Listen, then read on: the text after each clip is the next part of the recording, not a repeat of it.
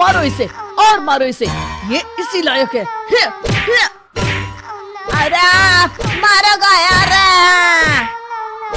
सरपंच जी, कालिया को चोरी करते हुए हम सब ने रंगे हाथ पकड़ा है। अब इसे गांव से बाहर निकाल देने में ही हम सबकी भलाई है। तो देर किस बात की है, अभी इसे धक्के मार के इस गांव के बाहर का रास्ता दिखा दो। अरे सरपंच जी, ऐसा मत करिए, मुझे एक मौका और दीजिए, मैं दोबारा कभी चोरी नहीं करूंगा। अच्छा। लेकिन गांव वाले उसकी एक नहीं सुनते और उसे मार मार के गांव की सीमा के बाहर निकाल देते हैं। अरे मेरे कमर दर्द के मारे मेरी जान निकली जा रही है। कमबख्तों ने जम के धुलाई की है मेरी। अरे भगवान करे इनके गांव में भूचाल आ जाए, धरती फट जाए और सब गांव वाले उसमें समा जाए। चलते चलते कालिया जंगल में पहुंच जाता है। उसे वहां एक प्रयोगशाला दिखाई देती है। अरे इस जंगल में ये अजीब सा दिखने वाला घर किसने बनाया है, चल कर देखना पड़ेगा।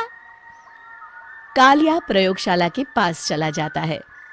दो वैज्ञानिक प्रयोगशाला में बातें कर रहे होते हैं। बधाई हो डॉक्टर चमन, आखिरकार हम दोनों ने मिलकर एक ऐसी घड़ी का आविष्कार कर लिया है जिसे पहनकर कोई भी इंसान गायब हो सकता है।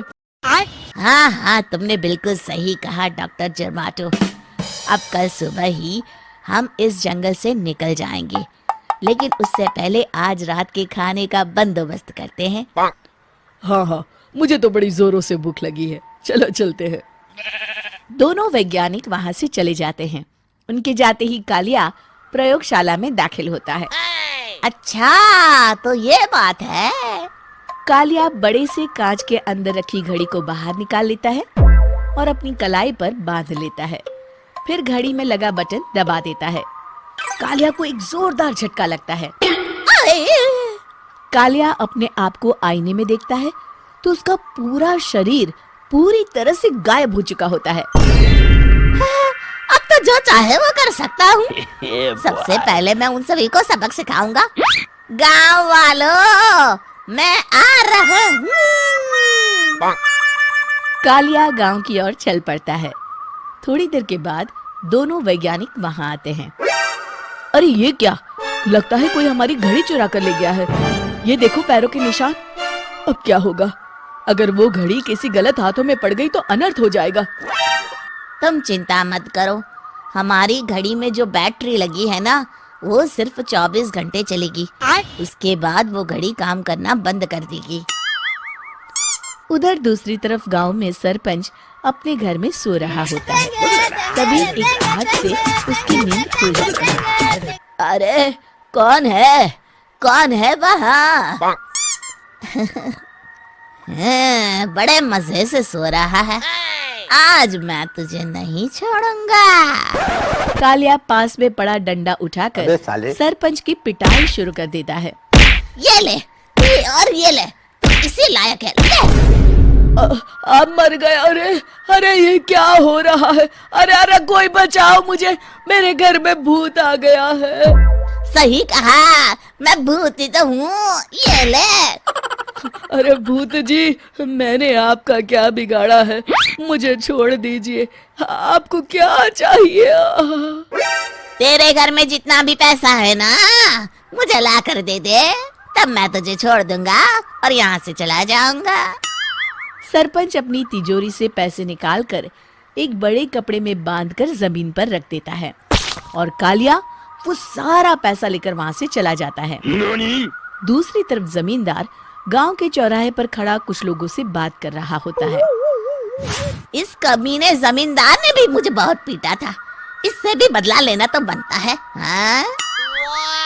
जमींदार अचानक अपने आप को चांटे मारने लगता है। अरे भाई ये क्या हो रहा है? जमींदार साहब अब ठीक तो है ना? अरे मुझे नहीं पता भाई।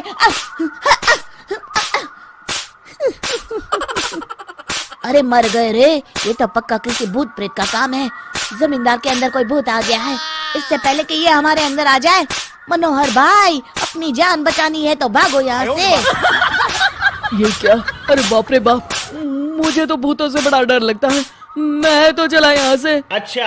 अगली सुबह इस घटना से पूरे गांव में दहशत फैल जाती है। सभी गांव वाले आपस में बात करने लगते हैं। अरे भाई, पता नहीं कहाँ से हमारे गांव में एक भूत आ गया है।